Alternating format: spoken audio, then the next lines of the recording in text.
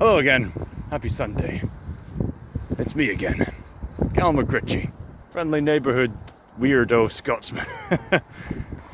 If you've been paying attention to the news, or if you've been catching up with what's happening, then you've likely have heard that there's a massive conflict happening right now between Ukraine and Russia.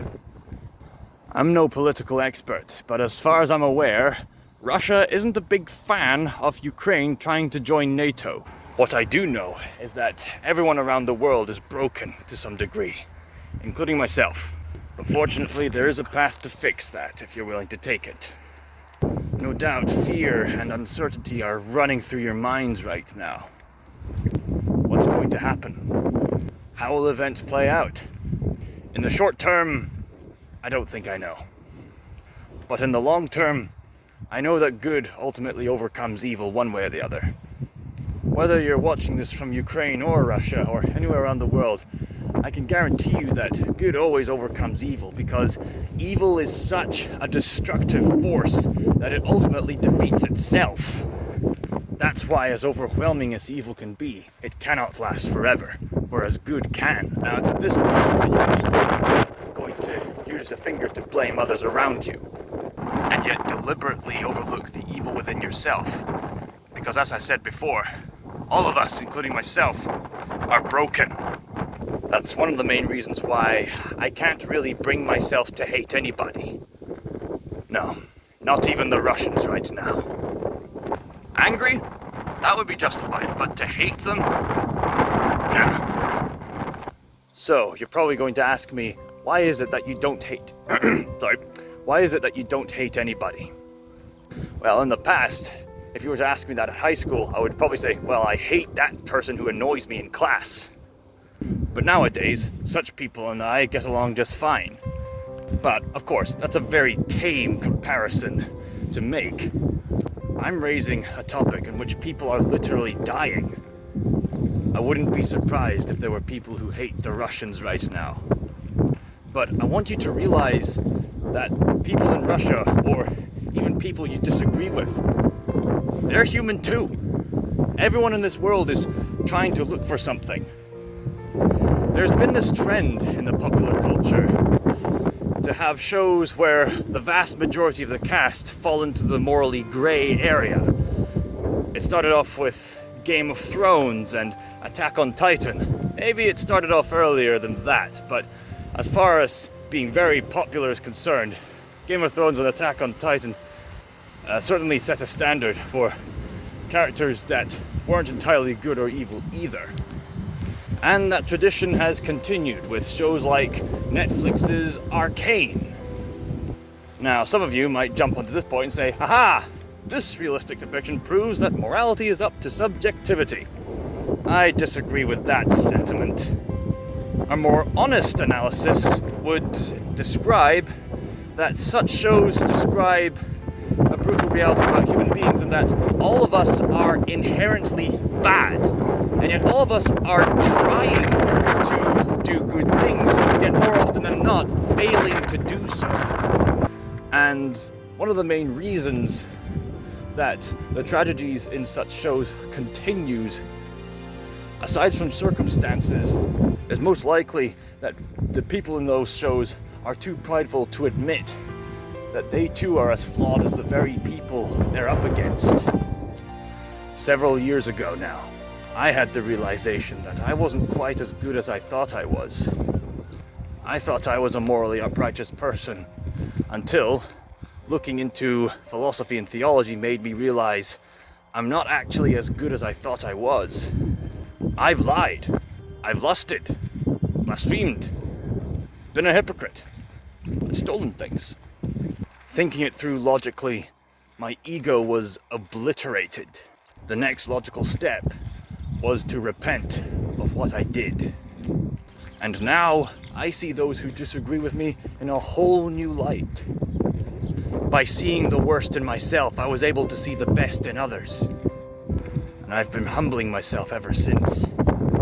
I wanted to help others, make them realize their flaws so that they could improve their own lives. Admittedly, more often than not, I failed. And yet, for such people, I'm still very concerned.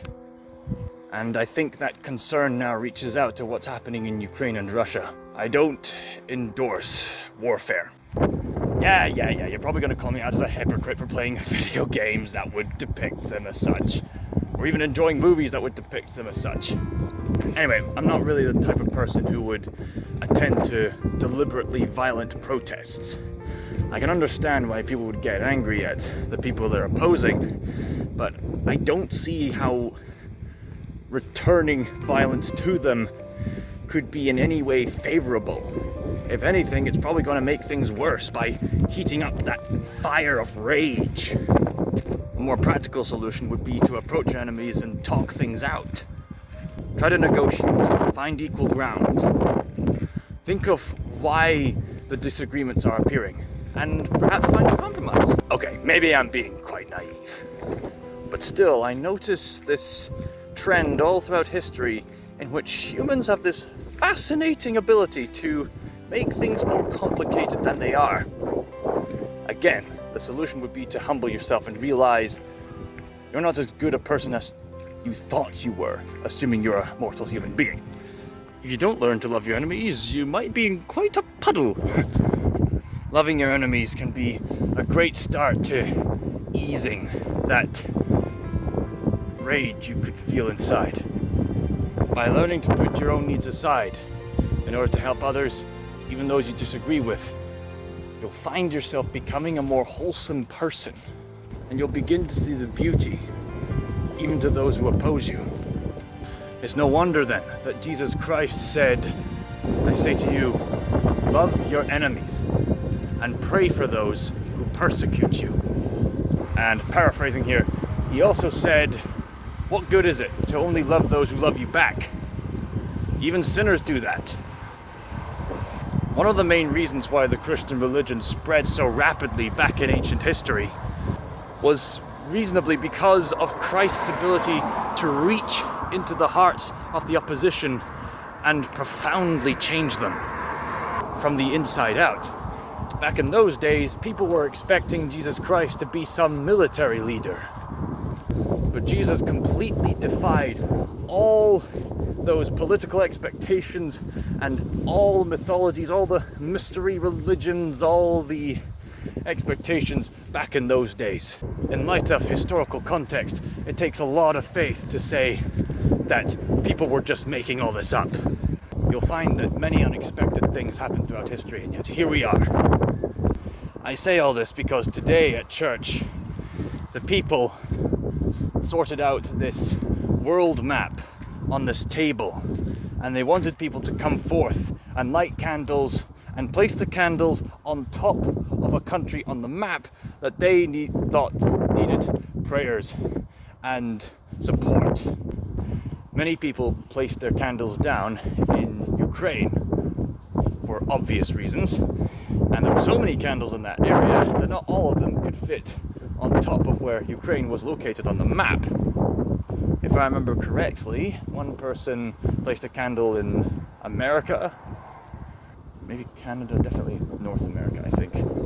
I think someone else went for Africa, someone else might have gone for India, I think.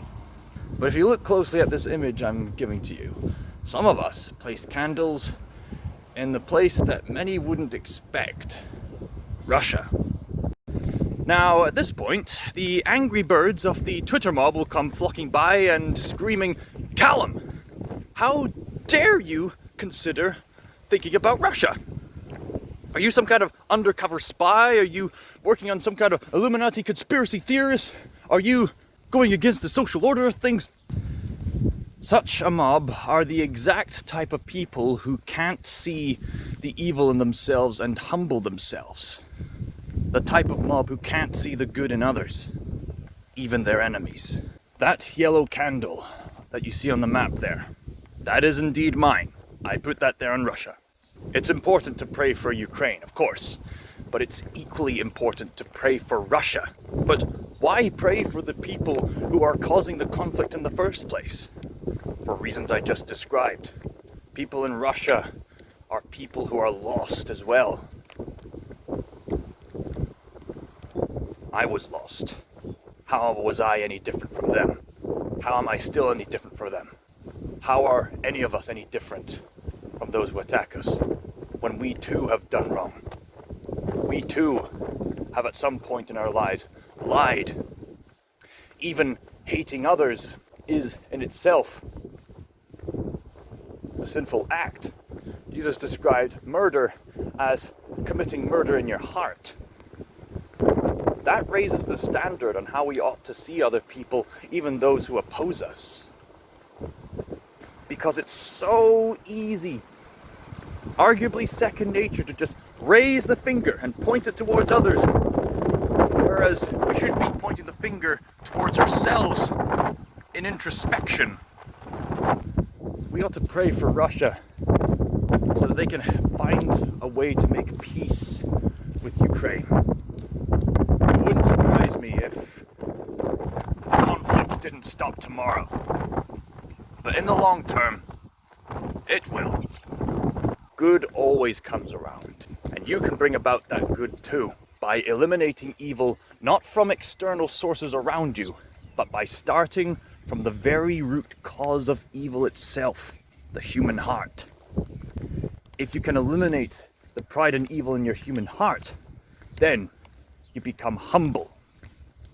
That humbleness makes you a wholesome person, and that in turn encourages you to reach out to others to make them humble too. That's really the only way you can make any profound change. You can't just hit them in the face, you gotta hit them in the heart.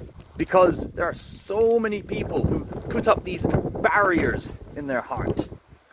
And when you sense these barriers being knocked down by someone who loved you enough to try to get you to change for the better, someone who loved you so much that they'd want to have a deeper relationship with you, if those barriers are knocked down, who knows what wondrous things could come about.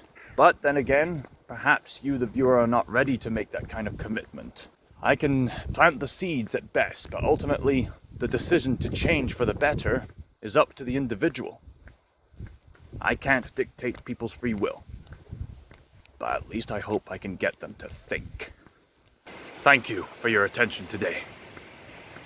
Now go out there and love your neighbor, because you should never underestimate the simple acts.